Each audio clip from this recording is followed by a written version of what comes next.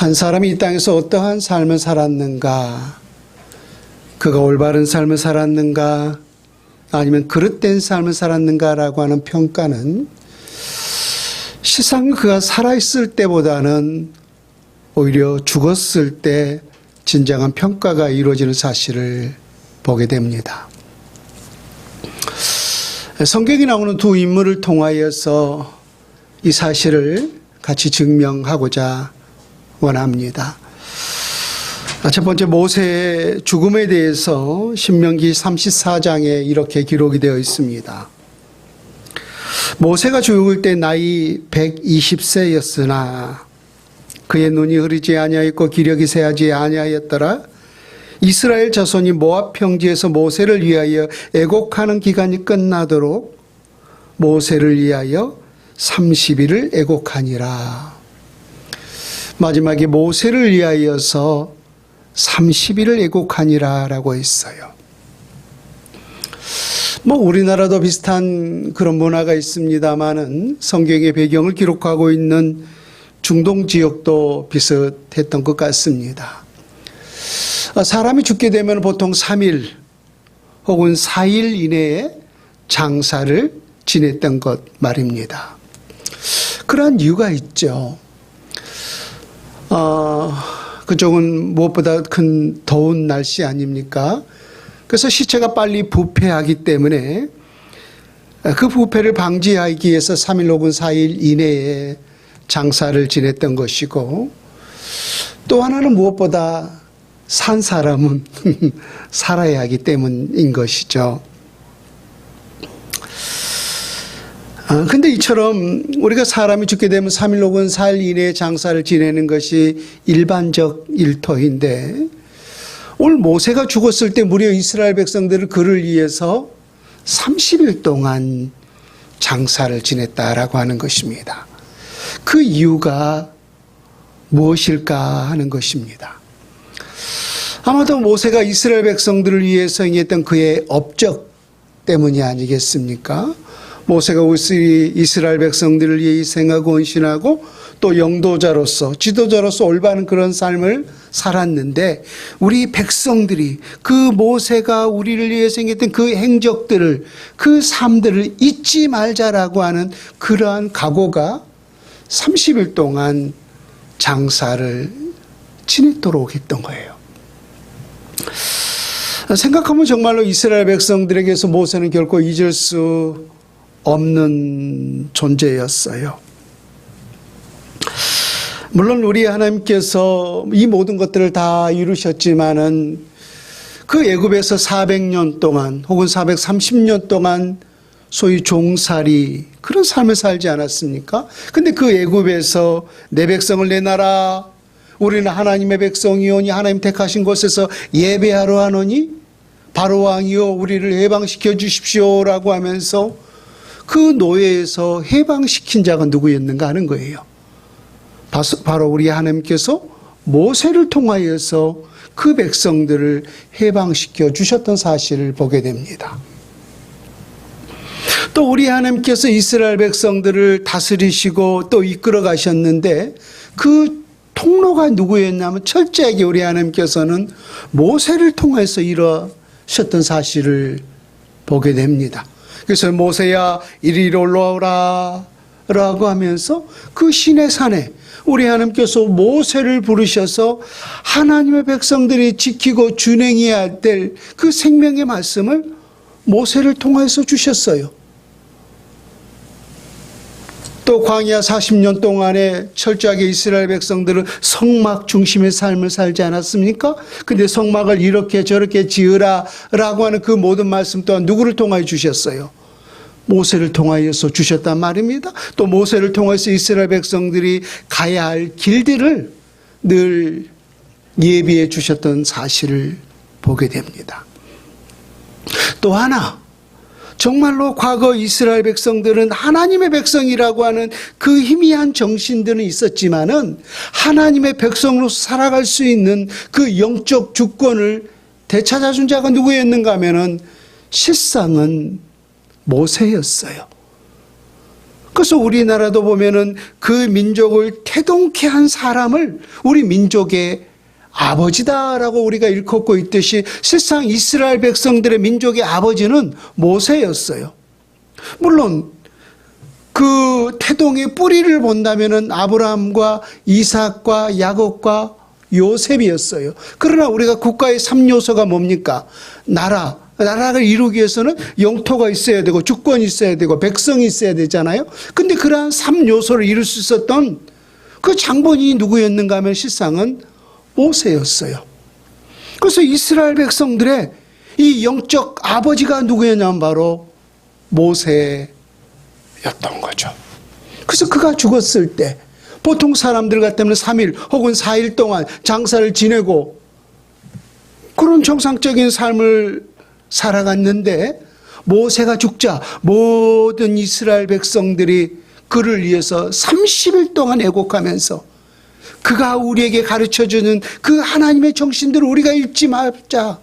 모든 자자손손들이 다 데리고 그 30일 동안 모세를 위해서 장사를 지냈던 사실을 보게 됩니다. 그러니까 모세가 얼마나 하나님 앞에서 옳거든 또 옳은 삶을 살았는가라고 하는 것을 그가 죽은 그 죽음이 평가해 주고 있었던 사실을 보게 됩니다. 반면에 여러분 구약에 많은 왕들이 있었습니다마는 가장 사악한 왕 중에 한 사람이 누구였느냐 바로 아합과 그의 아내 이세벨이었어요. 우리가 알다시피 왕은 정말로 가장 강력한 권세가 주어지지 않았습니까? 사람을 죽일 수도 있고 살릴 수도 있고 법을 바꿀 수도 있고 만들 수도 있고 그 모든 강력한 주권 권세가 바로 이 왕에게 주어졌어요. 요즘의 대통령하고 달라요. 그때는 왕권 시대이기 때문에 왕이 곧 나라인 그러한 시대였단 말입니다. 근데 모든 것이 그처럼 다 주어졌음에도 불구하고 이 아합 왕이 얼마나 사악한 왕이었는가 하면은 백성들이 조그만 거라도 가지고 있으면은 그것에 눈독을 들이고 꼭 그것을 뺏어야만이 직성이 풀리는 그런 사악한 왕이 바로 아합 왕이었고 역시 그의 아내 이세벨이었어요. 근데 여러분 그가 죽었을 때 그 현상을 한번 들어보십시오. 열왕기상 22장 37절 이하의 내용인데요. 여기서 왕은 아합 왕인데요. 왕이 이미 죽음에 그의 시체를 메어 사마리아 이르러 왕을 사마리아에 장사하니라. 그 병거를 사마리아 못에서 씻음에 개들이 그의 피를 핥았으니 여호와께서 하신 말씀과 같이 되었더라. 거기는 창기들이 목욕하는 곳이었더라. 이것이 바로 아합 왕이 죽은 이후의 사건이고요. 그의 아내 이세벨이 죽었을 때 열왕기하 9장 10절인데요. 이스라엘 지방에서 개들이 이세벨을 먹으리니 그를 장사할 사람이 없으리라 하셨느니라 하고 곧 문을 열고 도망하니라. 우리나라도 일반적으로 대통령이 죽으면은 그 나라를 위해서 수고했던 그 공로를 인정하기 때문에 보통 사람들과 달리 5일입니까? 5일인가 혹은 7일인가 그렇게 긴 시간에 걸쳐서 장례의 기간을 하는 것을 보게 돼요. 그것도 개인이 아니라 국가에서 국장으로 그렇게 치르는 것을 볼 수가 있습니다. 그런 이유가 뭐예요? 방금도 말했듯이 그 대통령이 우리 백성들을 위해서 희생하고 헌신하는 것을 기리는 그런 마음 아니겠습니까? 그런데 오늘 아합 왕이 그의 아내 이세벨이 죽었단 말입니다. 근데 지금 그의 시체가 어떤 능멸을 당하고 있는 거예요? 길가에 널브러져 있어서 개들이 아합 왕의 시체를 지금 핥고 있었고 개들이 그의 아내 이세벨의 그 시체를 지금 뜯어먹고 있는 이러한 일들이 벌어지고 있어요. 그렇다면 왜 이스라엘의 모든 백성들은 자신들을 위해 희생하고 헌신했던 그런 왕이었건만 그 왕이 죽었음에도 불구하고 그 시체들이 그렇게 길가에서 개들에게 농락을 당하고 개들이 그 시체를 뜯어먹도록 그렇게 내버려 둘 수밖에 없었는가 하는 거예요. 뭐 때문이었던 거죠? 그가 행한 대로 지금 보응을 받는 거잖아요. 이 아방은 아주 욕심이 많은 사악한 왕이라고 했잖아요. 자기가 모든 것들이 다 주어졌음에도 불구하고 남이 요만큼 가지고 있는 거, 그것을 못 뺏어서 안달이었던 사악한 왕이 바로 아방이었어요. 그런 삶을 살았으니 어느 백성이 그의 행위에 감동을 받고 그의 장사를 지내줄 수가 있었겠는가 라고 하는 것입니다. 지난번에 여러분 스데반 지사를 한번 보십시오. 스데반 지사가 그렇게 유대인들에게 돌에 맞아 죽었을 때 모든 그 하나님의 백성들은 다 흩어져 버리고 말았다라고 했어요. 근데 누가 그들의 장사를 지내줬죠? 유대 백성들이. 그들은 종교적으로 보면 왼수 아닙니까? 그들은 유대교고, 스데반 지사는 그리스도 교인이었잖아요. 근데 왜 그들이 스데반 지사를 장사 지내줬어요? 스데반 지사가 비록 종교적으로는 다르지만은 이 스데반 지사가 예수의 사랑을 가지고 그 예수의 정신을 가지고 우리 그 동족이었던 유대인들에게 얼마나 큰 희생과 사랑을 전했는가라고 하는 거예요. 그래서 그 행위, 그 삶의 모습에 감동을 받아서 우리 모든 그리스도인들은 핍박 때문에 다 흩어질 수밖에 없었기 때문에 유대인들이 자기들은 그 스데반 지사를 장사 지냈을 때 얼마든지 불이익을 당할 수도 있었잖아요. 종교적으로 다른 것 때문에 말입니다. 그럼에도 불구하고 그 행위, 그 삶에 감동을 받았기 때문에 많은 유대인들이 오히려 스데반 지사의 그 죽음을 애곡하면서 애통하면서 장사를 지내줬던 사실을 보게 돼요. 그래서 여러분, 죽음이라고 하는 것은 우리가 어떠한 삶을 살았는가, 내가 이 땅에서 하나님의 사람으로서 올곧은 삶을 살았는가, 아니면 세상 욕심을 가지고 그릇된 삶을 살았는가, 무엇이 진정한 평가를 내려준다고요? 죽음 이후에. 나는 그것을 전혀 관여할 수가 없잖아요. 역사도 마찬가지잖아요. 누가 올바른 통치를 했는가, 누가 그릇된 통치를 했는가, 자기 자신이 증명합니까? 아니에요. 그가 죽은 이후에 10년, 20년, 50년, 100년 이후에 그 후 세대들이 지나고 보니까, 그 역사의 뒤안길에서 보니까, 저 사람은 그때는 인정받지 못했지만 저 사람이 정말로 백성들을 위해서 올바른 통치를 했구나. 그 죽음 이유가 그 올바른 역사를 증명해 주고 있다라고 하는 사실입니다. 그래서 오늘 우리 모두가 모세와 같은 평가를 받을지, 그렇죠? 모세와 같은 그런 평가를 받을지, 아니면 아합과 이세벨과 같은 그런 평가를 받을지, 무엇이 결정한다고요? 우리가 이 땅에 살아 있었을 때 어떠한 삶을 살았는가가 우리의 죽음을 평가하는 잣대가 될 수 있다라고 하는 것입니다. 원하건대 우리 모두가 정말로 우리 하나님의 그 사랑의 빚진 자임을 깨닫고 희생과 헌신의 삶을 통하여서 그 모세와 같은 그런 평가를 받을 수 있는 우리 모두가 될 수 있기를 예수님의 이름으로 축원을 드립니다. 오늘 본문의 욥바 땅에 다비다라고 하는 한 여인이 죽임을 당했는데, 많은 사람들이 베드로 사도를 요청하여서 그가 다시 사는 역사가 있었어요. 근데 중요한 것은 이 여인이 살아있었을 때 과연 어떠한 삶을 살았는가라고 하는 거예요. 이 다비다, 다시 사는 역사가 있었던 이 다비다가 어떠한 삶을 살았길래 오늘 그 땅에 살고 있었던 많은 이 욥바의 사람들이 우리 다비다를 살려주세요, 우리 다비다를 살려주세요, 그렇게 다비다를 위해서 애통하고 정말로 애착하는 그런 마음을 가질 수 있었는가라고 하는 것입니다. 36절과 37절 말씀을 먼저 봅니다. 욥바에 다비다라는 여제자가 있으니 그 이름을 번역하면 도르가라.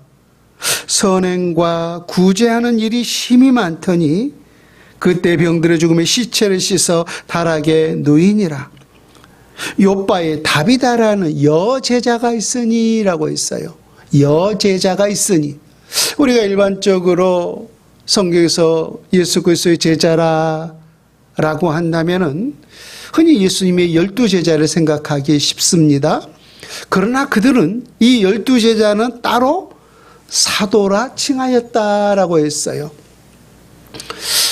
그래서 넓은 의미에 있어서 제자는 12제자 외에도 더 많은 제자가 있었던 사실을 보게 됩니다. 한마디로 예수 그리스도를 믿고 예수 그리스도의 그 말씀을 삶 속에서 신실하게 준행하고 따랐던 사람이라면은 누구라도 그를 제자다라고 칭했던 사실을 보게 됩니다. 그러면 오늘 요파 땅에 다비다라는 여제자가 있으니 라고 하는 사실을 보았을 때 이 다비다는 그 하나님의 은혜와 하나님의 사랑을 깨닫고 예수 그리스도를 믿었을 뿐만 아니라 그 사랑을 신실하게 증거하고 실천하는 그런 하나님의 사람이었다라고 하는 사실을 알 수가 있습니다. 그런데 오늘 이 여인이 병들어 죽게 되었는데 그 죽게 된 원인이 무엇이었는가? 그 원인을 소개하고 있는데 36절을 다시 한번 보세요. 요바에 다비다라는 여제자가 있으니 그 이름을 번역하면 도르가라. 선행과 구제하는 일이 심히 많더니 그때 병들어 죽음에라고 했어요. 이 여인이 뭐 하다가 죽은 거예요 지금? 선행과 구제하는 일에. 그러니까 자기 몸을 돌보지 않고 내가 예수 사랑에 정말로 빚진 자임을 깨닫고 어떻게 내가 더 한 사람도 도울 수 있을까? 내가 어떻게 더 한 사람도 세워갈 수 있을까? 자기 건강은 돌보지 않지 이처럼 선행과 구제하는 일에 자기 자신을 정말로 오래 냈던 거예요. 그래서 이 일이 힘이 많더니 이 일로 인하여서 병들어서 지금 죽게 되었던 것입니다. 그런데 아까도 말했듯이 사람이 죽게 되면 3일 혹은 4일 이내에 장사를 지내는 것이 일반적인 터인데 오늘 다비다의 그 죽음을 보면서 그 욥바에 사는 사람들은 다비다를 그렇게 하지 않았어요. 38절과 39절의 말씀을 보세요. 룻다가 욥바에서 가까운지라 제자들의 베드로가 거기 있음을 듣고 두 사람을 보내어 지체 말고 와달라고 간청하여 베드로가 일어나 그들과 함께 가서 이르매 그들이 데리고 다락방에 올라가니 모든 과부가 베드로 곁에 서서 울며 도르가가 그들과 함께 있을 때에 지은 속옷과 겉옷을 다 내 보이거늘. 38절 시작하는 즈음에 룻다가 욥바에서 가까운지라 라고 했어요. 그러니까 이 말을 오늘 본문에 삽입한 이유가 뭐겠어요? 지난주에 중풍으로 인하여서 침상에 누운 지 8년이라 라고 있어요. 그 여인의 이름이 애니아라고 있잖아요. 근데 그 룻다 땅에서 사도 베드로가 중풍병으로서 누워있던 그 여인을 일으켜 세웠잖아요. 그 놀라운 기적의 역사가 있었어요. 그래서 이 룻다 땅에 살고 있는 많은 사람들이 그 여인을 행하는 그 기적을 보면서 예수 그리스도를 믿게 되었더라라고 있잖아요. 근데 그 룻다에서 욥바가 먼 지역이라고 해서 가까운 지역이라고 했어요. 가까운지라라고 했어요. 그렇다면은 그 욥바 땅에 살고 있었던 사람들이 룻다에서 일어난 그 애니아를 일으켰던 이 사건을 들었을까요? 듣지 못했을까요? 분명히 들었을 것입니다. 그래서 이 본문을 삽입한 이유가 바로 그거였던 거예요. 룻다는 욥바에서 가까운지라. 그 가까운 지역에서 사도 베드로가 8년 된 중풍병자를 일으킨 그 놀라운 역사들을 이 욥바 땅에 살고 있었던 모든 사람들이 들었던 거예요. 그래서 그들의 생각에 하나님의 놀라운 기적을 일으킨 그 베드로 사도가 오늘 우리에게 와서 이미 죽은 누구를?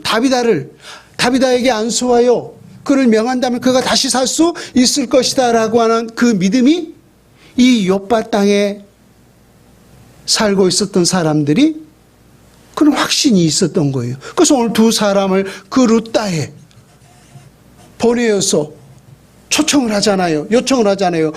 속히 우리 가운데 오셔서 죽은 이 다윗을 다시금 좀 살려달라고 말입니다.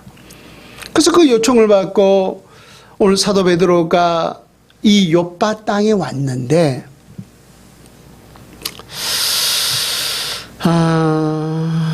보세요.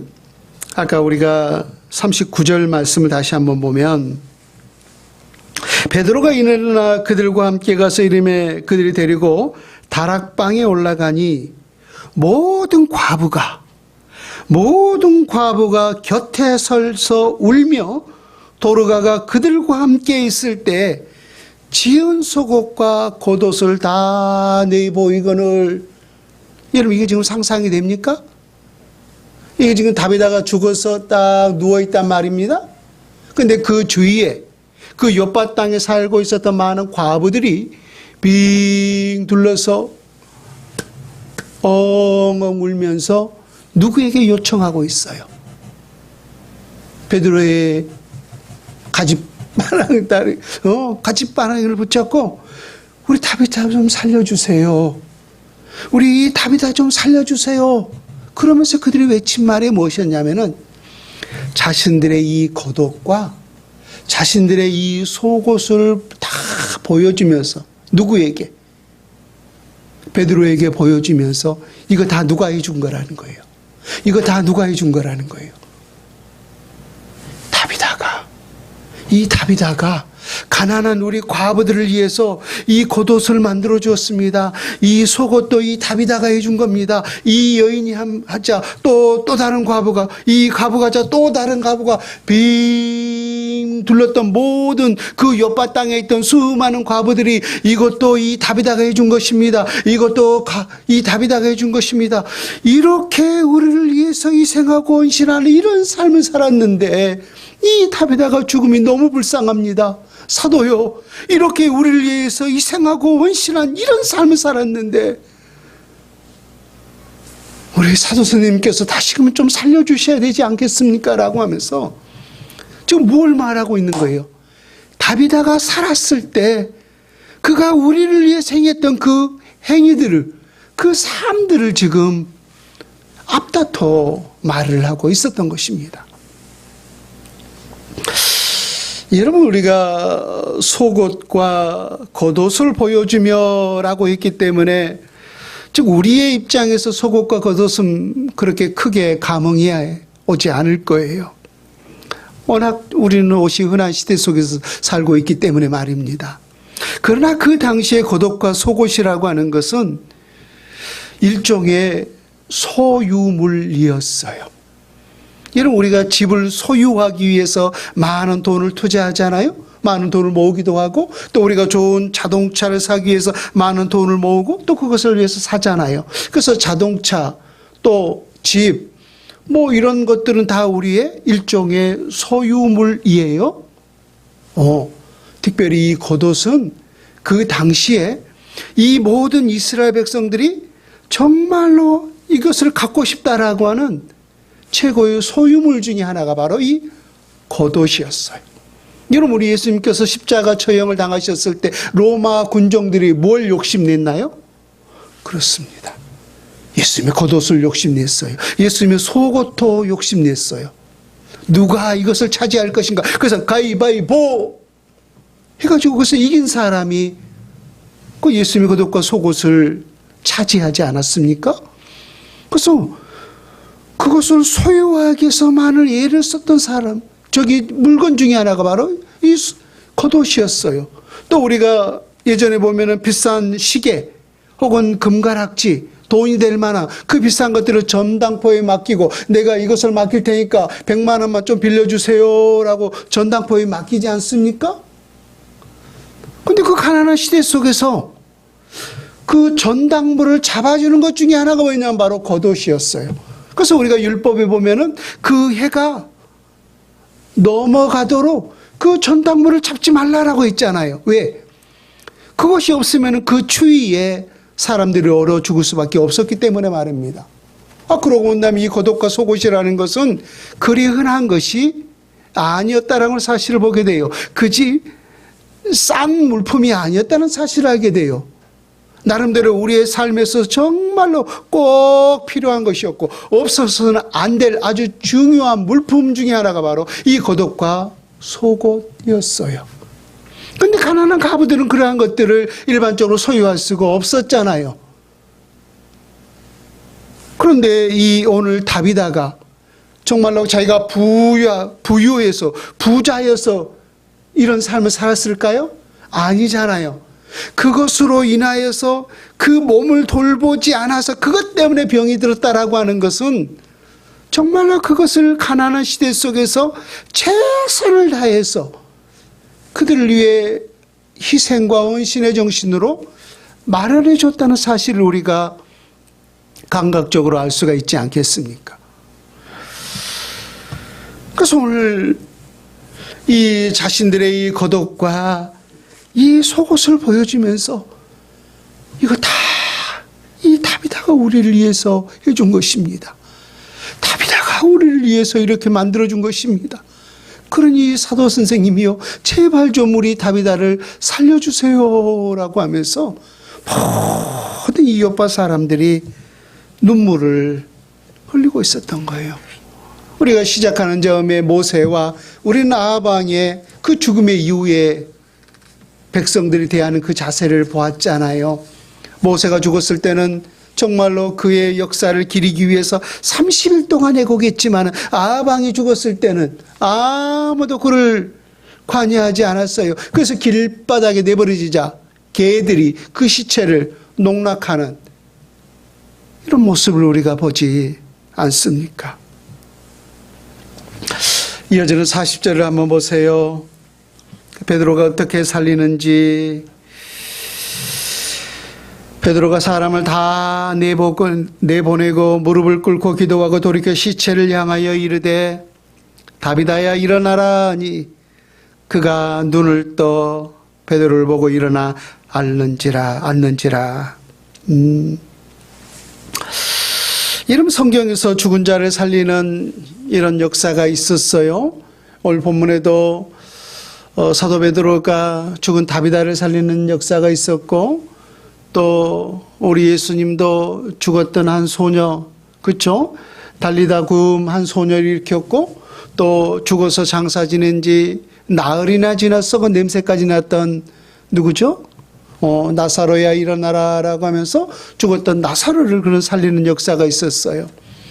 또 구약에서 보면은 엘리사가 죽은 여인을 살렸고 또 엘리야도 그죠? 수넴 여인인가요? 그 아들을 살린 그런 역사가 있었어요. 그래서 죽은 자를 살린 그런 많은 역사가 있었는데 어제 이 말씀을 연구하다 보니까 몇 가지 공통점이 있었어요. 하나는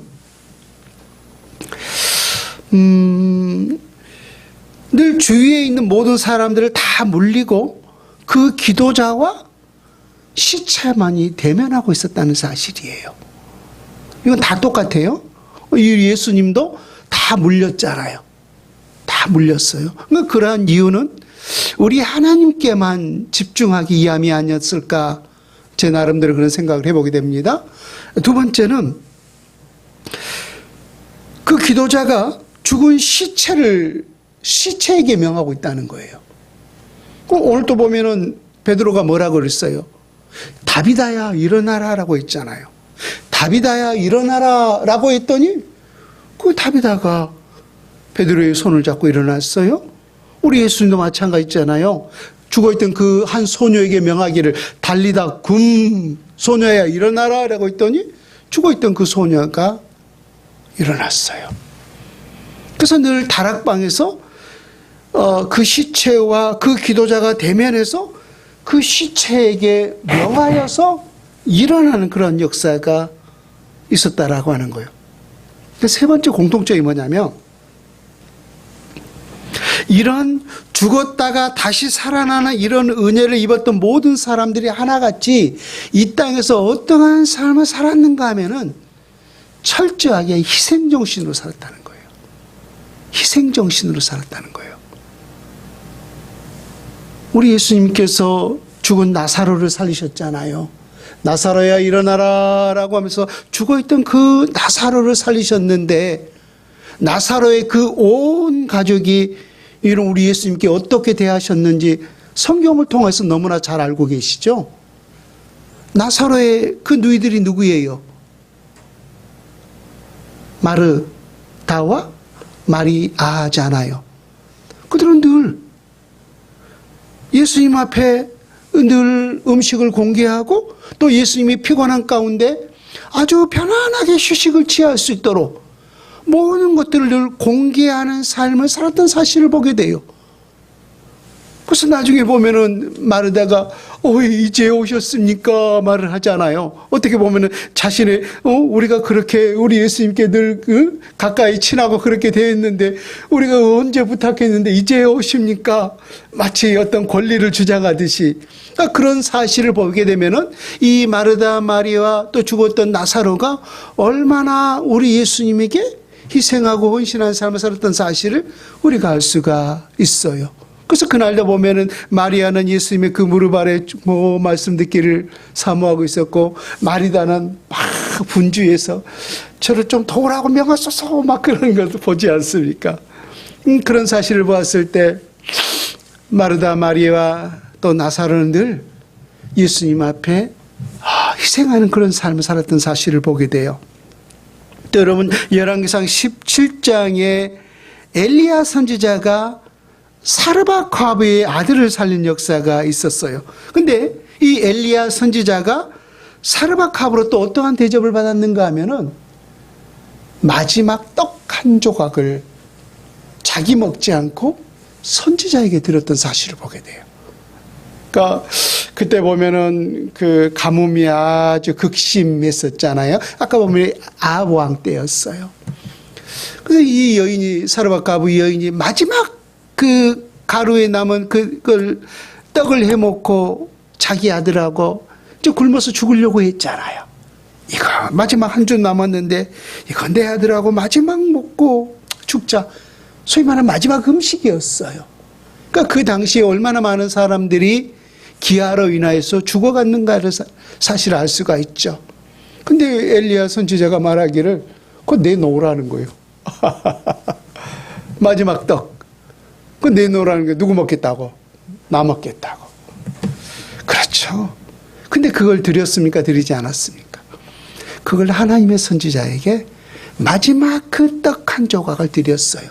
그 나중에 보면은 이 사르밧 과부의 그 귀했던 아들이 죽잖아요. 근데 누가 살려주십니까? 엘리야 선지자 가서. 그렇죠? 무릎에 코에 입에 이렇게 같이 대면서 그 살리는 역사가 있었어요. 그래서 이 사르밧 과부의 아들이 다시 사는 그런 역사가 있었는데, 이 사르밧 과부 또한 마지막 그 곡식 한 줌을 선지자에게 드리는 그런 희생의 정신을 살았던 사실을 보게 됩니다. 또 열왕기하 4장의 수넴 여자도 마찬가지였어요. 이 수넴 여자도 엘리사 선지자의 그 삶을 늘 책임져 줬던 사실을 보게 되는데, 그래서 먹을 것은 물론이거니와 또 그가 편안하게 지낼 수 있도록 방도 지어주고 책상도 지어줬던 사실을 보게 됩니다. 근데 역시 이 수넴 여자의 아들이 죽고 말았어요. 근데 누가 살려줍니까? 엘리사 선지자가 그 희생정신의 삶을 살았던 그 수넴 여자의 아들을 다시 살려주는 역사를 보게 돼요. 그래서 구약에 또 신약에서 다시 사는 그러한 역사들이 있었는데, 그러한 것들을 모아서 보니까 하나같이 공통점이 뭐냐면은 그들이 어떤 삶을 살았는가? 철저하게 희생정신의 삶을 살았던 거예요. 그래서 은혜 베푸는 자에게 우리 하나님께서 은혜 주시는 사실을 우리가 알 수가 있다라고 하는 사실입니다. 여러분, 우리가 결코 잊지 말아야 할 사실이 한 가지가 있는데요. 우리 주위에 있는 사람들, 항상 우리 가까이 있는 사람들이 누구냐면은 내가 예수의 사랑을 전할 수 있는, 예수의 그 희생정신을 전할 수 있는 가장 좋은 통로가 실상은 우리 주위에 있는 사람들이에요. 여러분 하나님 사랑하시죠? 예. 그래서 우리가 정말로 하나님 사랑하시는 그런 하나님을 사랑하는 사람이라면은 우리는 무엇인지 가장 존귀하게 여기는 것들, 가장 좋은 것들을 우리는 하나님 앞에 드리고 싶고 또 우리 하나님께 대접하고 싶은 마음이 있을 겁니다. 근데 여러분 우리가 맛있는 거 하나님에게 드릴 수 있습니까? 우리가 좋은 것을 우리 하나님 앞에 공개할 수 있습니까? 아니에요. 여러분 하나님은 우리에게 무엇이든지 주시는 분이시지 우리가 드리는 것을 냉큼 고맙다라고 받으신 분이 아니라는 거예요, 여러분. 여러분 하나님은 스스로 부족하신 분이라고 했어요. 스스로 완전하신 분이라고 했어요. 여러분 하나님은 그 어떤 것에서 부족함이 없으신 분이에요. 하나님 스스로 완전하신 분이에요. 근데 왜 때때로 하나님은 우리에게 우리가 성경에도 기록하고 있다시피 10의 1조를 요구하고 감사의 것을 요구하고 또 절기의 예물들을 요구하고 이 모든 것들을 우리 하나님께서 요구하셨을까요? 하나님이 받으시기 위함일까요? 아니면은 이웃사랑에게 이웃사랑을 베풀기 위함일까요? 후자잖아요. 여러분 우리 마태복음 25장으로 가봅니다. 여러분들이 정말로 잊지 말아야 할 것이 우리 가까이 있는 이웃, 우리가 자주 친하게 말을 섞고 또 자주 만나는 그 이웃들이 내가 예수의 사랑과 예수의 마음을 전할 수 있는 가장 좋은 통로라고 했어요. 마태복음 25장 35절부터 보세요. 신약성경 44페이지에 있습니다. 마태복음 25장 35절부터 46절까지 여러분 꼭 또박또박 눈으로 따라오시기 바랍니다. 우리가 진정으로 사랑해야 할 대상이 누구인지 제가 있습니다. 내가 줄일 때에 너희가 먹을 것을 주었고 목마를 때에 마시게 하였고 나그네 되었을 때 영접하였고 헐벗었을 때 옷을 입혔고 병들었을 때 돌보았고 옥에 갇혔을 때 와서 보았느니라. 이에 의인들이 대답하여 이르되 주여 우리가 어느 때에 주께서 줄이신 것을 보고 음식을 대접하였으며 목마르신 것을 보고 마시게 하였나이까? 어느 때에 나그네 되신 것을 보고 영접하였으며 헐벗으신 것을 보고 옷 입혔나이까? 어느 때에 병드신 것이나 옥에 갇히신 것을 보고 가서 배웠나이까 하리니 40절 임금이 대답하여 이르시되 내가 진실로 너희에게 이르노니 너희가 여기 내 형제 중에 지극히 작은 자 하나에게 한 것이 곧 내게 한 것이니라 하시고 또 왼편에 있는 자들에게 이르시되 저주를 받은 자들아 나를 떠나 마귀와 그 사자들을 위하여 예비된 영원한 불에 들어가라. 내가 줄일 때에 너희가 먹을 것을 주지 아니하였고 목마를 때 마시게 하지 아니하였고 나그네 되었을 때 영접하지 아니하였고 헐벗었을 때 옷 입히지 아니하였고 병들었을 때 옥에 갇혔을 때 돌보지 아니하였느니라 하시니 그들도 대답하여 이르되 주여 우리가 어느 때 주께서 줄이신 것이나 목마른 것이나 나그네 되신 것이나 헐벗으신 것이나 병드신 것이나 옥에 갇히신 것을 보고 공양하지 아니하더이까? 이에 임금이 대답하여 이르시되 내가 진실로 너희에게 이르노니 이 지극히 작은 자 하나에게 하지 아니한 것이 곧 내게 하지 아니한 것이니라 하시니라. 그들은 영벌에 의인들은 영생에 들어가리라 하시니라. 누구에게 한 것이 주께 한 것이요 누구에게 하지 아니한 것이 주께 아니한 것이라고 했습니까? 지극히 작은 자에게, 지극히 작은 자에게. 우리 삶 가운데도 우리가 그런 생각으로 드는 좀 가난한 이웃들이 있잖아요. 또 연약해 보이는 그런 사람들이 있잖아요.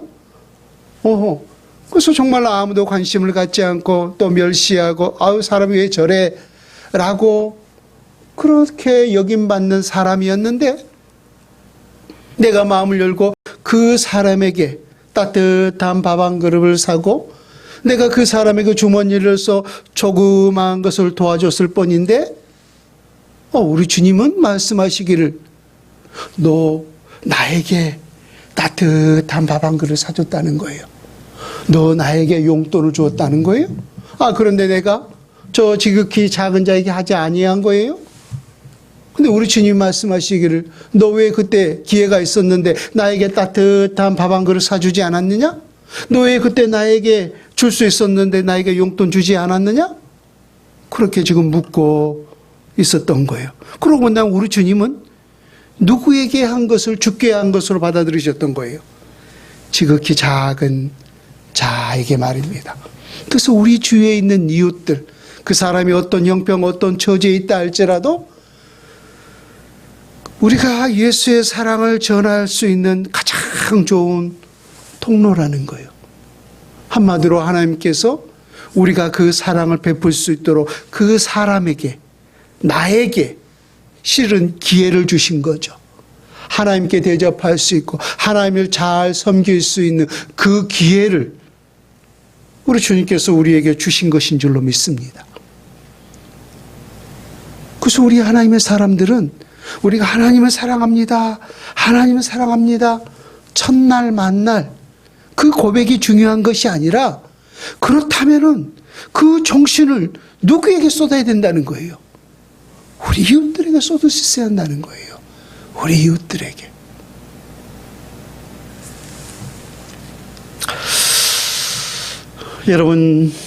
여러분들은 진정한 저는 부자가 되기를 바랍니다.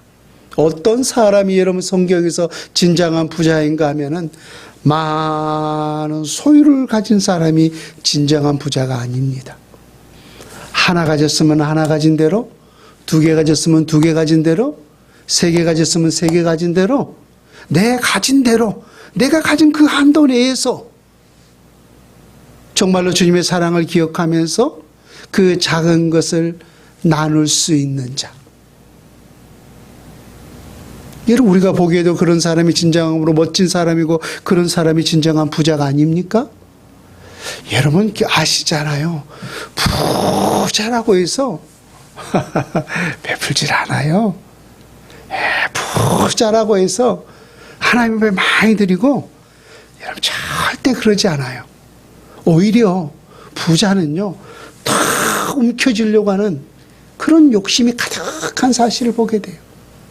그래서 여러분들은 정말로 우리 주님께서 보셨을 때 진정한 부자가 될 수 있기를 축복합니다.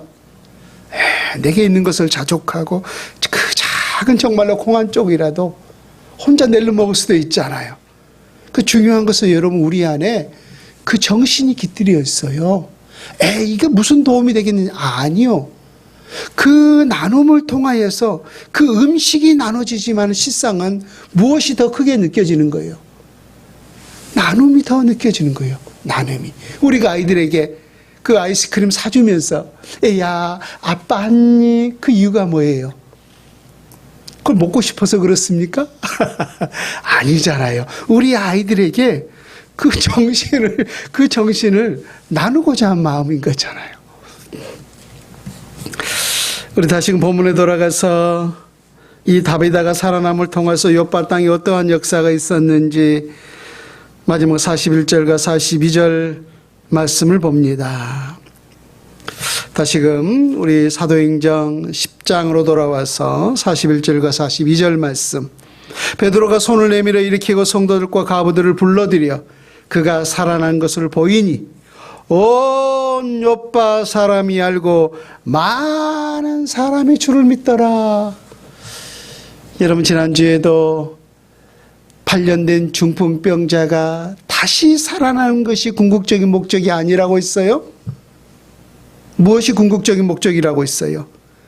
그 샤론 땅에 아까 뭐라고 했습니까? 그 지역에 살고 있는 모든 사람들이 그 사람이 일어나는 그 역사를 보면서 그 땅에 살고 있는 많은 사람들이 예수 그리스도를 믿게 되었더라라고 있는데 오늘 본문에도 똑같은 역사가 있었어요. 욥바에 살고 있었던 많은 사람들이 믿고 주를 믿더라. 오늘 말씀을 정리합니다. 여러분 우리는 주께로부터 가장 큰 은혜와 사랑을 받은 자인 줄로 믿습니다. 이 세상에 어느 누가 나의 죄를 위해서 정말로 대신 죽어줄 수 있는 자가 누가 있겠는가라고 하는 거예요. 설령 죽어준다 한들 그것이 우리에게 무슨 효과, 무슨 효력이 있겠는가라고 하는 것입니다. 그러나 예수 그리스도께서는 바로 우리 죄를 위해서 십자가 외에서 모든 물가피를 다 쏟기까지 나를 위해서 그렇게 희생하고 헌신하는 삶을 우리 가운데 보여주셨어요. 그리고 다 그렇게 보여주시고 우리에게 부탁하시기를 내가 너희를 사랑한 것 같이 너희도 나를 사랑하고 내 이웃을 내 몸과 같이 사랑하라 라고 말씀해 주셨습니다. 우리가 어떠한 삶을 살았는가 우리 시대는 잘 알 수가 없어요. 우리 시대는 알 수가 없습니다. 그러나 우리가 죽었을 때 우리의 후세들이 또 살아있는 자들이 우리가 어떻게 살아있는가 라고 하는 그러한 죽음의 진정한 평가를 하실 것입니다. 제가 많은 장례를 이루지는 않았습니다마는 때때로 장례를 할 때마다 고민될 때가 있어요. 좀 덕이 되는 말을 해야 되고 또 은혜로운 말을 해야 되는데 할 말이 없을 때가 있어요. 할 말이 없을 때가. 그러나 진정으로 우리 하나님 앞에서 그 하나님을 사랑하고 또 교회를 사랑하고 내 이웃을 위해서 그런 희생정신으로 살았던 그런 사람이라면은 목사를 할지라도 그 장례 앞에서 눈물이 흘려지게 되는 사실을 보게 됩니다. 우리 모두가 그런 삶을 살아낼 수 있는 자가 될 수 있기를 우리 주 예수님의 이름으로 축원을 드립니다. 아멘.